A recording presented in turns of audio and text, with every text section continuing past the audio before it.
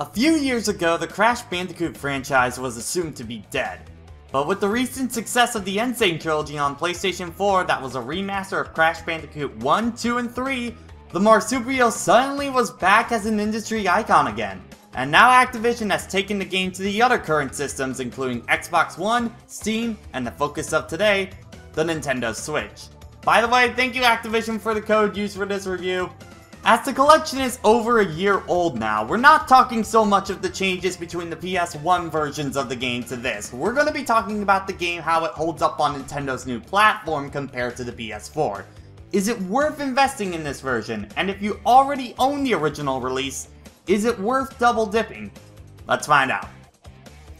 So first off, the Switch version isn't missing any content from the original release. All 3 games are here, no missing cutscenes or anything. And it even comes packaged with Stormy Ascent, the DLC level for Crash 1, and the brand new built from the ground up level for Crash 3, Future Tense. A level designed all around using the powers and without question the hardest level in Crash 3 now. With a completely devilish death route, oh my word. But for any Bandicoot maniacs out there, try beating this level without any power-ups. It's a time alright. Now with that, all the same trappings from the original PS4 release are here too. The slippery jet ski, the questionable hitboxes at times, it's all there.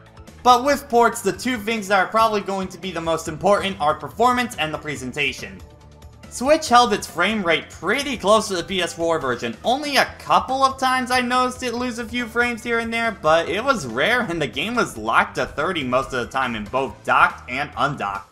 Also, Crash feels amazing with a Pro Controller, and I honestly think I prefer it over a DualShock, which is surprising. I've played these games for so long on a DualShock, but something just feels nicer with this. Maybe it's the buttons being bigger and able to do stuff like the slide spin jump trick easier. Graphical differences are where the changes are much more noticeable, and to be honest, it's a game-by-game case, especially when the PS4 patch went live the same day as the Switch release. In general, the game does look darker on Switch. Crash's hair detail is more toned down so it looks more like a solid model than just bits of hair detached from him, a change I honestly like. All Naughty Dog references were removed for obvious reasons, and some detail changes, some for the better, some for the worse. The most apparent one I can feel is Coco'S hair, seriously, it looks straight out of Street Fighter V if you catch my drift. Especially on the gem screen, the Switch version just looks off here. And the Warp Room, it's not a contest, Switch all the way on this one. But at the end of the day, this is a port, and it's a really, really good one.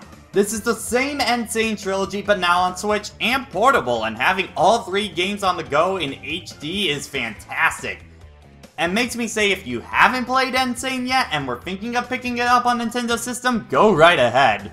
But the big question, if you already got Sane on the PS4, is it worth double dipping? Well, that determines how much it matters taking it on the go for you. Because this is the same game with no real benefit playing it docked. But taking the game on the go for people like me is great because I can finish one of these games on a long car trip, or just knock a few of the relics out while waiting in a line.